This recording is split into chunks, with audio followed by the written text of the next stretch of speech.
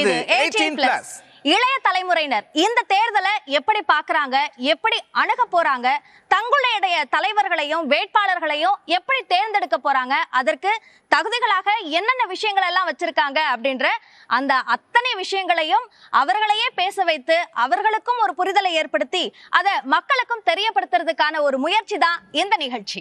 தஞ்சாவூர்ல பெருமை இல்லாம இருக்குமா? அந்த பெருமையை பத்தி கொஞ்சம் நீ சொல்லு நந்தா, மிதத்தா அவங்க சொல்லட்டும். தஞ்சையை பத்தி சொல்றதுக்கு ஏகப்பட்ட விஷயம் இருக்குல்ல. தஞ்சைக்கு தஞ்சையை பத்தி பேசாம போன எப்படி? உலகத்துக்கே தெரியும் தஞ்சையினுடைய வரலாறு, வரலாற்றின் தலைநகரம். பெரிய கோயிலை பத்தி சொல்லவே வேண்டாம், அத்தனை பேருக்கும் தெரியும்.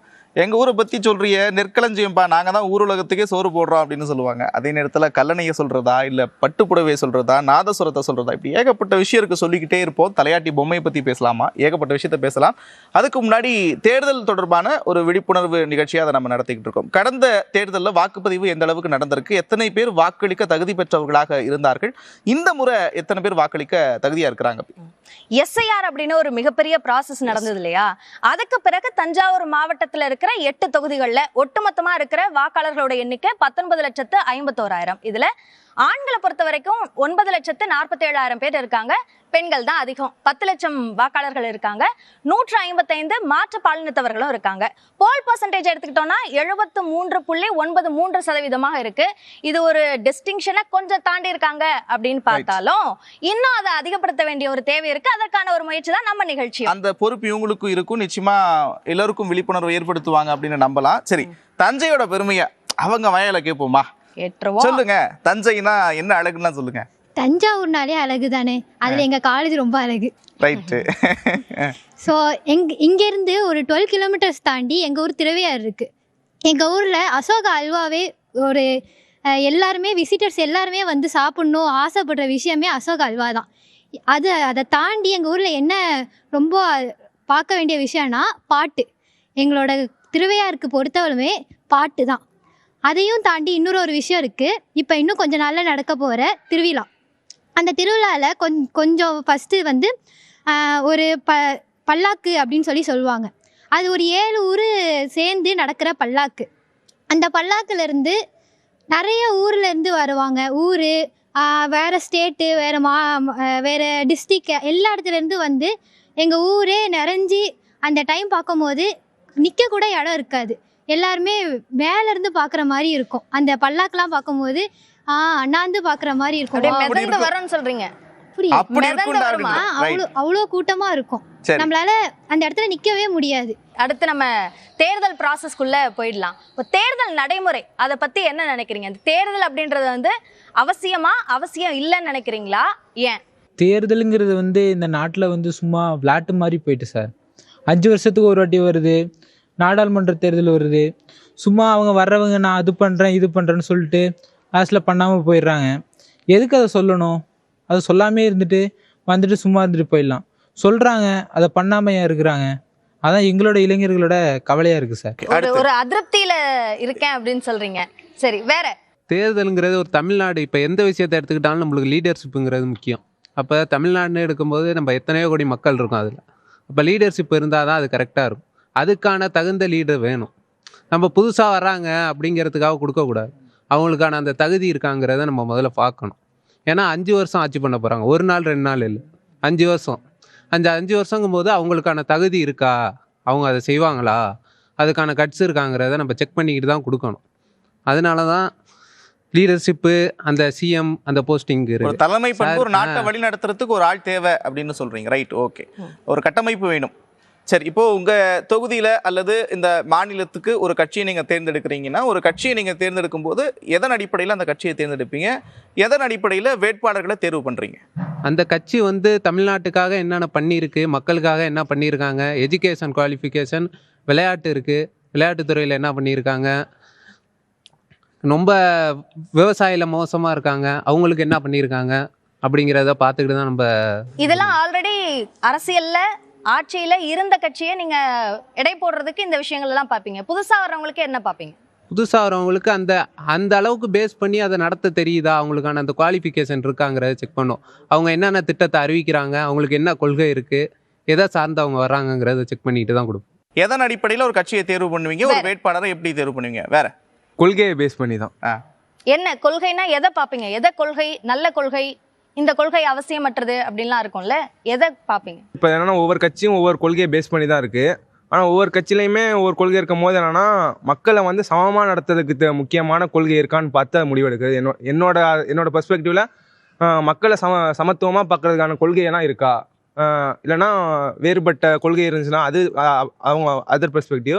பட் நான் என்ன சொல்ல வரேன்னா மக்கள் மெயின் என்னோட பெர்ஸ்பெக்டிவ்னா மக்களை சமமாக பார்க்கறதுக்கான ஐடியாலஜி அவங்கள்ட்ட அந்த பார்ட்டியில் எல்லாரையும் இருக்கா. சமமா சமமா பாவிக்கிற பார்க்குற ஒரு கொள்கை கட்சி. ஆமா. இருக்கு. சரி, அடுத்து வேட்பாளரை எப்படி தேர்வு பண்ணீங்க? உங்க தொகுதியில ஒரு வேட்பாளர் நிக்கிறார், அவருக்கு என்னென்ன தகுதிகள்லாம் இருக்கணும்? நிறைய கட்சிகள் வந்து வேற இடத்துல இருக்கிற வேற ஊரை சார்ந்த ஒருத்தங்களை உங்க தொகுதிக்கு சம்பந்தம் இல்லாத ஒரு வேட்பாளரை போடுவாங்க. இது இப்படிலாம் நடக்கும்ல. அப்படி இருக்கிறப்ப உங்க எதிர்பார்ப்பு என்ன இருக்கு? வேட்பாளரை எப்படி சூஸ் பண்ணுவீங்க? நீங்க சொன்னது ஒரு கட்சியை சூஸ் பண்றதுக்கு சொன்னீங்க, ஒரு தலைவரை சூஸ் பண்றதுக்கு சொன்னீங்க. அது கொள்கை இருக்கு, அந்த கட்சி என்ன விஷயத்த பேசுறாங்க அப்படின்றது இருக்கு. உங்ககிட்ட நான் எம்எல்ஏ ஆகணும், எனக்கு ஓட்டு போடுங்கன்னு ஒருத்தர் உங்க வீட்டுக்கிட்ட வருவார்ல, அவர்கிட்ட நீங்க என்ன எதிர்பார்ப்பீங்க? அவர்கிட்ட என்ன எதிர்பார்க்குறதுன்னா என்னை பொறுத்தளவுக்கு அவங்க வந்து அவங்க சொல்கிறத வந்து பண்ணுறாங்களாங்கிறத விட அவங்க சொல்கிறத வந்து ப்ராக்டிக்கலாக ஐடியாலஜிக்காக நடத்த முடியுமா, நடைமுறையில் வருமா? ஏன்னா நிறையா கொள்கை சொல்கிறாங்க, இதை நான் வந்து எலெக்ஷன் வந்தோன்னு செய்கிறமாங்க. சில பேர் செஞ்சிருவாங்க, செஞ்சதுக்கப்புறம் அவங்க நான் சொன்ன டிமாண்டை செஞ்சிடறாங்க. ஆனால் அதுக்கப்புறம் அது பின்னாடி வந்து பெரிய லாஸில் போய் முடியுது. இப்போ இதாக பேசலாமா கொஞ்சம்? இதில் வந்து இப்போ பஸ் வந்து ஃப்ரீயாக விடுறேன்னு சொல்லியிருந்தாங்கல்ல, அதே மாதிரி இப்போ வந்து தமிழ்நாட்டில் விட்டாங்க சிசுவல். இப்போ லோக்கல் பஸ்னால இப்போ நோ ப்ராப்ளம். இப்போ கேரளாவில் வந்து என்னென்னா ஃபுல் இந்த லோக்கல் பஸ் இல்லாமல் ஃபுல் பஸ்ஸுக்கும் அவங்க ஃப்ரீயாக விட்ருக்காங்க. அவங்க சொல்லியிருக்காங்க, அவ்வளோ டீப்பாக தெரில. ஆனால் இதை வந்து அவங்க ஃபுல் பஸ் ஃப்ரீயாக விட்ருக்கான்னு இருக்காங்க. ஆனால் அப்போ வந்து அவங்களோட பஸ் டிரான்ஸ்போர்ட்டேஷன் வந்து டிஎன்எஸ்டிசி மாதிரி அவங்களுக்குள்ள கேஆர்டிசி வந்து அது ரொம்ப லாஸில் போகுதுன்னு சொன்னாங்க. அது மாதிரி அவங்க சொல்கிறது வந்து நடந்துட்டா ஓகேன்னு பார்க்கலாம் கூடாத விட நடத்துனதுக்கப்புறம் அது வந்து சக்ஸஸ்ஃபுல்லாக ப்ராஃபிட்ஃபுல்லாக போகுமா? கர்நாடகாவில் சொல்றீங்க? கர்நாடகாவில் இப்படி ஒரு முன்னெடுப்பு இருக்கு. சரி, ஓகே. அடுத்து வேற யாராவது கட்சி எப்படி தேர்வு பண்ணுவீங்க? வேட்பாளரை எப்படி தேர்வு பண்ணுவீங்க? இப்போது வேட்பாளர் நம்ம தேர்ந்தெடுக்கிறது பொறுத்த வரைக்கும் நம்ம சொல்கிற டிமாண்டுன்னு இருக்குல்ல, நமக்கு எதாவது வேணும். இப்போ சில ஊர்லலாம் வந்து சாலை வசதி இல்லாமல் இருக்குது. இப்போ அந்த மாதிரி இடத்துலலாம் இப்போ நம்ம சாலை வசதி நம்ம ஒருத்தவங்க வந்து அதாவது எலெக்ஷனுக்கு முன்னாடி நிறைய பேர் பண்ணுறாங்க. அந்த நேரம் பண்ணாலும் அதை முழுமையாக ஒரு திருப்தியாக, அதாவது அன்னைக்கு மட்டும் போட்டுட்டு அன்னைக்கு மட்டும் தான் சில பேர் இப்போ மீடியா வந்ததுக்கப்புறம் அந்த சாலைகள் இப்போ போடுறாங்கன்னா அதை வந்து இப்போ பேத்து எடுக்கிறதுக்கு ஒரு வீடியோ எடுத்து அதை ஒரு சோஷியல் மீடியாவில் அப்லோட் பண்ணி இந்த மாதிரிலாம் தரம் இல்லாமல் போயிருக்கு. அந்த மாதிரி யாரும் அந்த மாதிரி கம்ப்ளைண்ட் பண்ணாத அளவுக்கு பண்ணிட்டாங்கன்னா இன்னும் இந்த மாதிரி விமர்சனங்கள் இல்லாமல் நம்ம பார்த்துக்கலாம். பெண்களுக்கு முதல்ல பாதுகாப்பு கிடைக்கணும்னு நாங்கள் நினைக்கிறோம் சார். எதுக்காக அப்படி சொல்கிறோம் அப்படின்னா, இப்போ நிறையா டிஸ்ட்ரிக்டில் எல்லாத்துக்குமே நடக்குது தான். நாங்களும் பெண்களாக இருக்கிறனால எங்களுக்குமே வெளியில் வரத்துக்கு இப்போ பயப்படுறாங்க. எங்கள் பேரண்ட்ஸுமே இப்போ வெளில அலோவ் பண்ணுறதுக்கும் ரொம்ப பயப்படுறாங்க. பெண்களை பெற்ற எல்லா குழந்தைங்களுக்கும் எல்லா பெற்றோர்களுக்குமே இது ரொம்ப பெரிய பயமாகவே இருக்குது. எப்போ வந்து தண்டனைகள் வந்து கடுமையாக்கப்படுதோ அப்போ தான் இந்த இதெல்லாம் இருக்காது அப்படிங்கிறத நாங்கள் நினைக்கிறோம் சார். பெண்களுக்கு இப்போ இலவச பஸ்ஸுன்னு விட்டாங்கல்ல, பெண்களுக்கு மட்டும் விட்டதுனால இப்போ பஸ்ஸு ஸ்டாப் டைம் மிஸ் ஆயிடுச்சு அப்படின்னா இடையில பஸ்ஸை தேக்கினா கூட பெண்களை பார்த்தா நிப்பாட்ட மாட்டாங்க, ஆண்களை பார்த்தா நிப்பாட்டுவாங்க.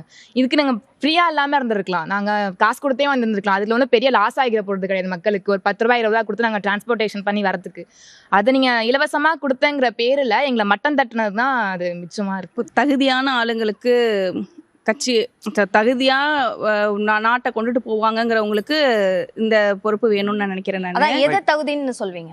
நாட்டை வழிநடத்துகிறதுக்கே ஒரு தகுதி வேணும்னு நினைக்கிறேன் நான். ஏன்னா சிலப்போ வந்து தகுதியே இல்லாதவங்கள்ட்ட போய் இந்த நாடு ஒப்படைக்கப்பட்டு நிறையா குழந்தைங்களுக்கே பாதுகாப்பு இல்லாமல் இருக்குது. ஒரு ரோட்டில் தனியாக போக முடிய மாட்டேங்குது பெண்களால். இப்போ நிறையா நியூஸ் பார்க்கும் போதெல்லாம் பெண்களை சொல்கிறாங்களோ இல்லையா, குழந்தைங்க தான் நிறையா பேர் பாலியல்ங்கிற நிறையா இப்போ வந்து பெண் குழந்தைங்களை பெற்றுக்கிறதுக்கே பயமாக இருக்கிற மாதிரியெல்லாம் இருக்குது. அந்த மாதிரி இருக்குது. இப்போ இந்த அரசியல் வரத்துக்கு முன்னாடி வந்து நாங்கள் இதை பண்ணுறோம் அதை பண்ணுறோன்னு சொல்கிறாங்க, ஆனால் வந்ததுக்கப்புறம் அது எதையுமே செய்கிறது கிடையாது. இந்த ஒரு பழமொழி கூட சொல்லுவாங்கள்ல, காரியம் முடிகிற வரைக்கும் காலை பிடிக்கிறது, காரியம் முடிஞ்சதுக்கப்புறம் கழுத்தை பிடிக்கிறதுங்கிற மாதிரி நம்ம போய் நிற்கிற வரைக்குமே வந்து இப்போ பொதுவாக ஒரு ஒன்றுமே இல்லாத விஷயத்துக்கு போய் நின்னா கூடமே வந்து அதுக்கு நீங்கள் வெயிட் பண்ணுங்க, பெண்கள் தானே நில்லுங்க அப்படிங்கிறாங்க. பெண்கள் நாட்டின் கண்கள்னு சொல்கிறாங்க, ஆனால் பெண்களுக்கு எந்த முக்கியத்துவமே கொடுக்கறது கிடையாது. ஓகே, கொடுக்குற சேவையை அதற்கான சரிவர செய்யறது இல்லை அப்படிங்கறதா எல்லாரோட வலியுறுத்தலும். காலேஜுக்கே பெண்களுக்கு இலவச பேருந்துன்னு விட்டுருக்குறாங்க, ஆனால் பெண்களை பார்த்தா பஸ் நிற்கிறது கிடையாது. இங்கே காலேஜ்லேயே நான் நிறைய தடவை பார்த்துருக்கேன், இங்கே நின்றுட்டு இருப்பாங்க, ரொம்ப கூட்டம் இங்கே நிற்கும், ஆனால் பஸ் வந்து கொஞ்சம் இழுத்து கொண்டு போய் தான் நிப்பாட்டுவாங்க. பிள்ளைங்க வந்து ஓடி போய் ஏறக்குள்ளாட்டியும் பஸ்ஸை மூவ் பண்ணிடுவாங்க. சில பேர் ஏறிட்டே இருக்கும் போதெல்லாம் மூவ் பண்ணிட்டுலாம் இருக்கிறாங்க. அதுக்கு அந்த பேருந்து விடாமலே இருந்திருக்கலாம் அப்படின்னு நினைக்கிறேன் நான். நிச்சயமா இதெல்லாம் கவனிக்கப்பட வேண்டிய மிகப்பெரிய விஷயங்கள். இந்த நிகழ்ச்சி மூலமா அது ஒரு கவனத்துக்கு போகும் அப்படின்ற நம்பிக்கை இருக்கு. வேட்பாளரை எப்படி தேர்வு பண்ணுவீங்க? வேட்பாளர் வந்து ஒருத்தவங்க ஒரு பிரச்சனையை கொண்டுட்டு போறாங்கன்னா அவங்க வந்து அவங்களோட பிரச்சனையா எடுத்து செய்யற மாதிரி ஒரு வேட்பாளரா இருக்கணும்னு நினைக்கிறேன் நான். மக்களோட பிரச்சனையை தன் பிரச்சனையா எடுத்து நடத்துனாங்கன்னா நாடு நல்லா இருக்கும்னு நினைக்கிறேன். வேற இப்போ வந்து மருத்துவம்னு சொல்கிறாங்கல்லக்கா, மருத்துவமில் வந்து உங்களை தேடி மருத்துவம் வரும் அப்படின்லாம் சொல்லிட்டு இருக்காங்க. ஒன்றும் கிடையாதுக்கா. கிராமங்களில் இன்னுமே சொல்கிறேன், நான் வர்றது கிராமம் தான், ஒரு மருத்துவமும் ஒன்றும் கிழிக்கலை அப்படி தான் நான் சொல்லுவேன். இப்போ வந்து நம்ம தஞ்சாவூர்லேயே எடுத்துக்கினா மெடிக்கல் இருக்குல்ல, அங்கே போயிட்டு பார்த்தீங்கன்னா இப்போ புதுசாக கட்டின கட்டடம் நல்லா இருக்குது. இதுக்கு முன்னாடி கட்டின கட்டடம் பாத்ரூம்லேருந்து அந்த அட்மிஷன் போட்டு கட்டில் இருப்பாங்கல்ல அவங்களுக்கு எல்லாமே கேவலமாக தான் இருக்குது. ஒரு பேஷண்ட் என்னோட அம்மாவே வச்சுக்கோங்களேன், என்னோட அம்மாவை 15 நாள் நான் வந்து மெடிக்கலில் வச்சுருந்தேன். அங்கே வச்சிருக்கிறப்போ போய் அந்த இடத்துல உட்கார முடியாது. அந்த இடத்துல உட்காந்து சாப்பிட்டாகணும், வேறு வழி கிடையாது. எங்கள் அம்மாவுக்கு அந்த இடத்துல தான் உட்காந்து சாப்பிட்டாகணும் அப்படின்ற அளவுக்கு எங்கள் அம்மாவில் இது முடியாமல் இருந்துச்சு. இப்போ வந்து மருத்துவம் கிடைக்குதுன்னா சொல்கிறாங்க, ஆனால் ஒன்றும் கிடைக்கவே இல்லை. அதான் நான் சொல்கிறேன், இது இனி வரும் ஆண்டுகளில் வந்து யார் வந்தாலும் சரி மருத்துவத்தை கொஞ்சம் நல்லா பண்ணால் நல்லா இருக்கும்னு நான் நினைக்கிறேன்.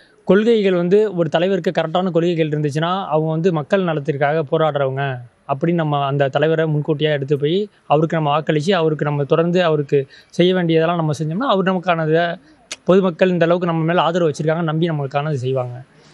இப்போ எந்த மாதிரி கொள்கைகள்னால் தமிழர்களுக்காக போராடுறாங்களே, இப்போ திராவிடம் இது மாதிரி நிறைய கொள்கைகள்லாம் இருக்குது. அதனால அவங்களோட தனிப்பட்ட கொள்கைகள் இல்லாமல் தமிழர்கள் தமிழுக்காக நிறையா செய்கிறாங்க, அந்த மாதிரியான கட்சியை நான் ஆதரிக்கலாம் நான் இருந்தேன்.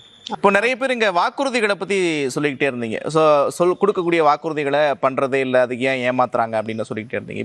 இப்போ தேர்தல் களம் தொடங்கிருச்சு. நிறைய கட்சிகள் வாக்குறுதிகளை கொஞ்சம் கொஞ்சமாக சொல்லிக்கிட்டே இருக்காங்க. அதுலேயும் நிறைய இலவச அறிவிப்புகள்லாம் கொடுத்துருக்குறாங்க. அதை எப்படி பார்க்குறீங்க? இந்த இலவச அறிவிப்புகள், இந்த வாக்குறுதிகள், தேர்தல் காலத்தில் கொடுக்கக்கூடிய வாக்குறுதிகளை இதெல்லாம் தவிர்த்துடலாம்ப்பா அப்படின்னு என்னெல்லாம் சொல்லுவீங்க?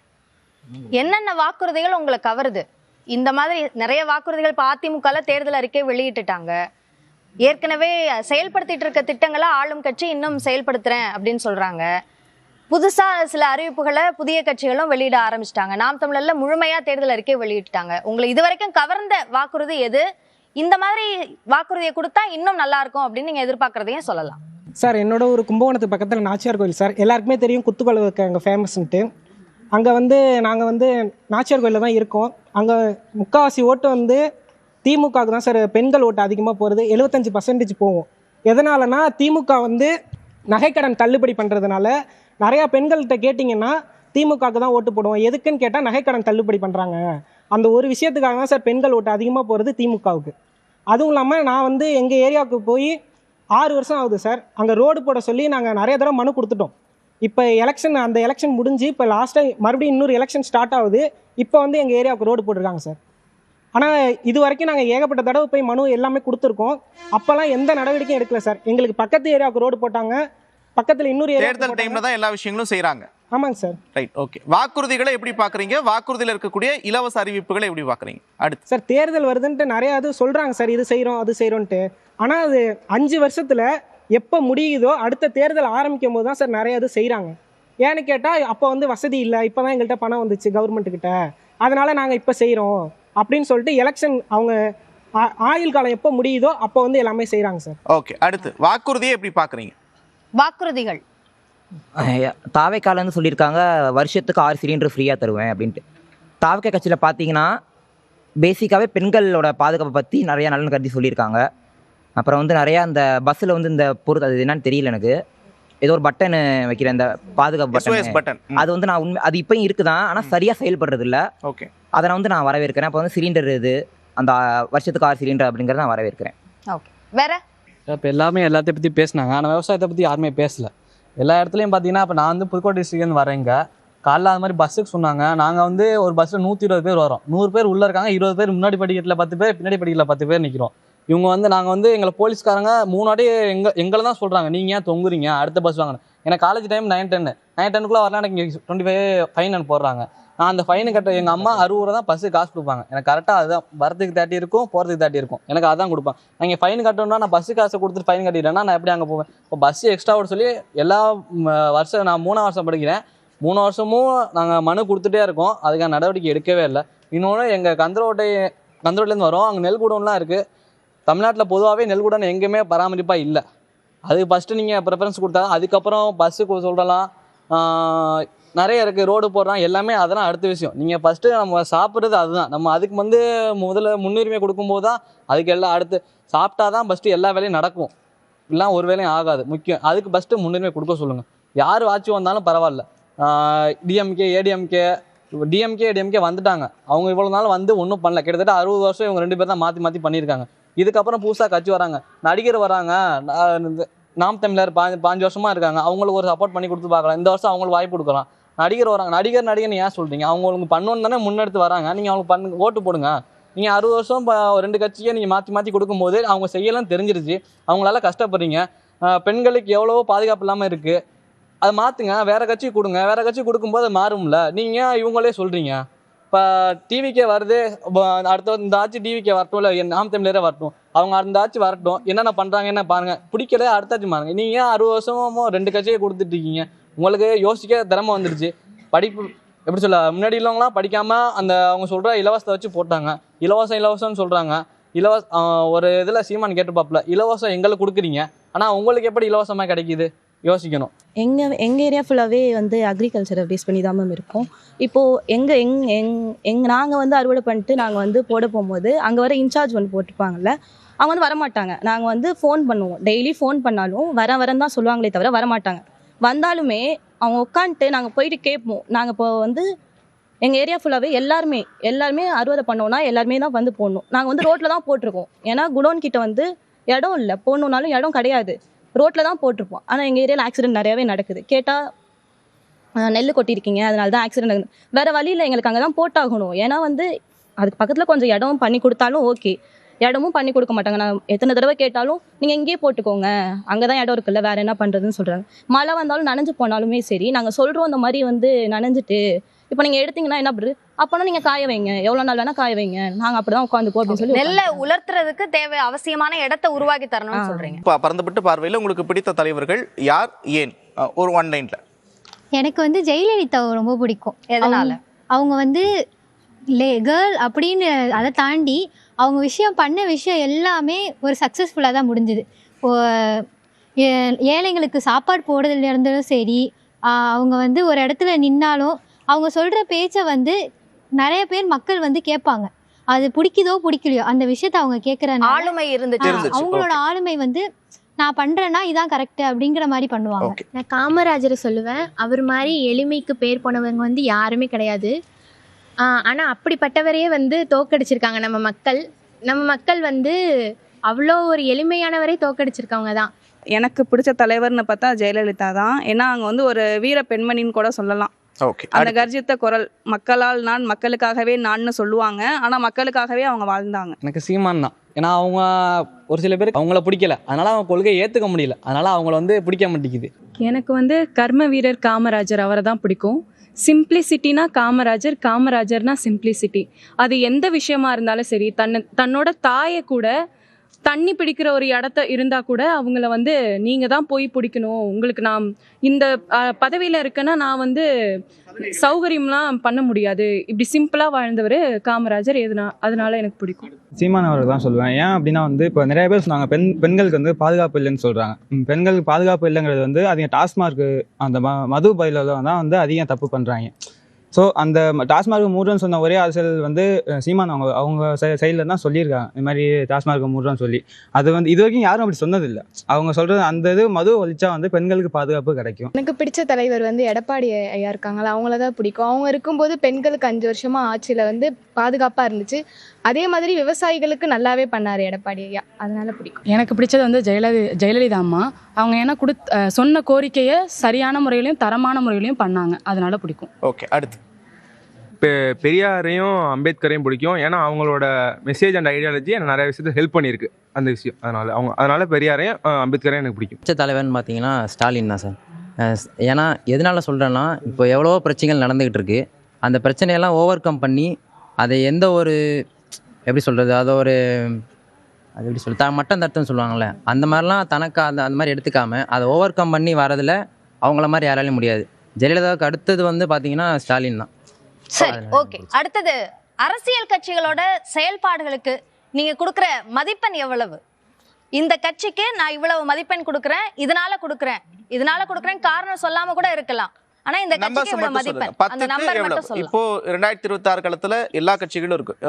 உங்க நீங்க போட்டியில யாரெல்லாம் இருக்காங்கன்னு எல்லாத்தையும் எடுத்துக்கோங்க. அந்த கட்சியினுடைய செயல்பாடுக்கு எவ்வளவு மதிப்பெண் கொடுப்பீங்க? 10க்கு எவ்வளவு மதிப்பெண் கொடுப்பீங்க? சார் நான் 10க்கு வந்து ஒரு 5 தான் கொடுப்பேன், ஹாஃப் தான் கொடுப்பேன். யாருக்கு? இப்போ நடந்த ஆளுங்கட்சிக்கு.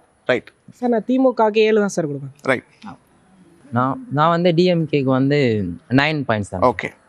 டிஎம்கேக்கான மதிப்பெண் கிடையாது இது. உங்களுக்கு எந்த கட்சிக்கு வேணாலும் எவ்வளவு மதிப்பெண் வேணாலும் கொடுக்கலாம். ஆமாம், அவங்க நடந்துக்கிறத பொறுத்ததுனால நான் சொல்கிறேன். அடுத்து ஆம் தலைவனுக்கு 8 தருவேன். அவங்களோட கொள்கை எல்லாம் ரொம்ப பிடிக்கும், அதனால. ஓகே. நான் டிவிகேக்கு வந்து 8 தருவேன் சார். ஓகே. நான் டிவிகேக்கு 9 தருவேன். நான் வந்து திமுகவுக்கு 7 தருவேன். நான் டிவிகேக்கு 8 தருவேன். டிஎம்கேக்கு 3 தருவேன். டிவிகேக்கு 8 தருவேன். தேர்தல் காலம் அப்படின்றது நமக்கு வீட்டை காலையில் எழுந்திரிச்சு வீட்டிலேருந்து வெளியில் வந்தாலே தெரிஞ்சிடும். நிறைய காமெடியான சில விஷயங்கள் நடக்கலாம். பிரச்சாரத்துக்காக நிறைய விஷயங்கள் நடந்துகிட்டு இருக்கும். திடீர்னு ரோடு வந்திருக்கும், திடீர்னு மின்விளக்கு வந்திருக்கும். இப்படி நிறைய விஷயங்கள் நடந்துகிட்டே இருக்கும்ல. அப்படி நீங்கள் பார்க்குறதுல இதெல்லாம் ரொம்ப ஃபன்னியாக இருக்குப்பா, என்னப்பா இதெல்லாம் விஷயமா அப்படின்னு இதெல்லாம் காமெடியாக இருக்குது தேர்தல் காலத்தில். தேர்தல் கால காமெடிகள் என்ன? ரோடு போடுறது, நல்லா இருக்க ரோட திருப்பி கிளச்சி போடுறது. அதுதான் எங்கள் ஊரில் ரோடு நல்லா தான் இருந்துச்சு. இப்போ ரோடு போட்டோன்னா போட்ட ரோடு ரொம்ப மோசமாக இருக்குது. நல்லா இருந்த ரோட நாசம் பண்ணிட்டாங்க அப்படிங்கிற மாதிரி தான் இப்போ இருக்க ரோடு. அண்டு வேட்பாளர்கள்லாம் ஓட்டு கேட்டு வரும்போது காலில் விழுகிறது, அது ரொம்ப காமெடியாக இருக்கும். சின்ன பிள்ளைங்கன்னு கூட பார்க்க மாட்டாங்க. யார் காலில் வேணால் விழுகலாம், விழுந்து நமக்கு ஓட்டு கிடைச்சா போதுங்கிற மாதிரி பண்ணுற விஷயம் வந்து ரொம்ப கீழ்த்தனமான விஷயமா நான் பார்க்குறேன். சார் நான் காமெடின்னு பார்க்குறது பார்த்தீங்கன்னா ரீசெண்டாக பார்த்தேன். இப்போ ஒருத்தர் வந்து ஒரு வீட்டில் போய் துணி துவச்சி கொடுக்குறாரு. அவங்களோட இன்னர் இருக்குல்ல, அதை புழிஞ்சி அவங்க ஓட்டு கேட்குற மாதிரி வருது. அது ஒன்று பார்த்தேன். இன்னொன்று வந்து கூட்டமே கூடாத கூட்டத்துக்கு காசு கொடுத்து கூட்டம் இருக்கு பாருங்க, அதோட சிரிப்பு. அது ஓட்டுரிமை இல்லாதவங்களுக்கு காசு கொடுத்து ஓட்டு கேட்கறது. எனக்கு ஓட்டு உரிமையே இருக்காது, அந்த இடத்துல நிற்கிறோம் அப்படிங்கிறதுனால பணம் கொடுத்து 200 ரூபாய் 100 ரூபாய் அப்படி கொடுக்குறது. ஓகே. அடுத்து இந்த ப்ளீச்சிங் பவுடர் கொட்டுவாங்க. எனக்கு அது காமெடியாக இருக்கும். யாராவது வராங்க, முக்கியமாக யாரும் வராங்கன்னா மட்டும்தான் அந்த ரவுண்டாக ப்ளீச்சிங் பவுடர் கொட்டுவாங்க. ஆனால் மற்ற நேரத்தில் அது இருக்காது. அது ஏன் அவங்க வரும்போது மட்டும் அந்த ப்ளீச்சிங் பவுடர் கொட்டுறாங்கிறத நான் நிறைய தடவை யோசிச்சிருக்கேன். டிவிகேக்கு வந்து விசில்ஸ் இன்னும் கொடுத்துருக்காங்க. அதனால வந்து இப்போ சிஎஸ்கே மேட்ச்சில் கூட விசில் யூஸ் பண்ணக்கூடாதுன்னு சொல்லியிருக்காங்க. இவ்வளவு நேரம் மாணவர்களோட நடந்த இந்த உரையாடல்ல ரொம்ப ஃப்ரெஷ்ஷான கருத்துக்கள், அரசியல் பத்தின அவங்களோட புரிதல் என்ன அப்படின்றத எங்களால புரிஞ்சுக்க முடிஞ்சது இல்லையா நந்தா? நிச்சயமா ஒவ்வொருத்தவங்களுக்கும் ஒரு வித்தியாசமான பார்வை, ஒவ்வொரு பகுப்பாய்வு, ஆழமான புரிதல் இருக்கிறத நம்மளால புரிஞ்சுக்க முடியுது. இப்போ இருக்கக்கூடிய இளைஞர்களுக்கு மத்தியில் அரசியல் புரிதல் இல்லை அப்படின்ற ஒரு பொதுவான பார்வை வைக்கிறாங்க. அப்படிலாம் இல்லை, எங்களுக்கும் தெரியும், நாங்களும் எல்லாத்தையும் பகுப்பாய்வு பண்ணி தான் ஓட்டு போடுறோம் அப்படின்றத வெளிப்படையாக சொல்லியிருக்கிறாங்க. ரொம்பவே மக்களுக்கும் இது புரிஞ்சிருக்கும்னு நினைக்கிறேன். ஓட்டு கேட்டா உடனே நாங்க அதை கொடுத்துட மாட்டோம், எங்களுக்குன்னு இந்தந்த எக்ஸ்பெக்டேஷன்லாம் இருக்கு அப்படின்றத வந்து ரொம்பவே விரிவா பேசியிருந்தீங்க. ரொம்ப நன்றி. Signing off, Abhinaya. நான் நந்தா.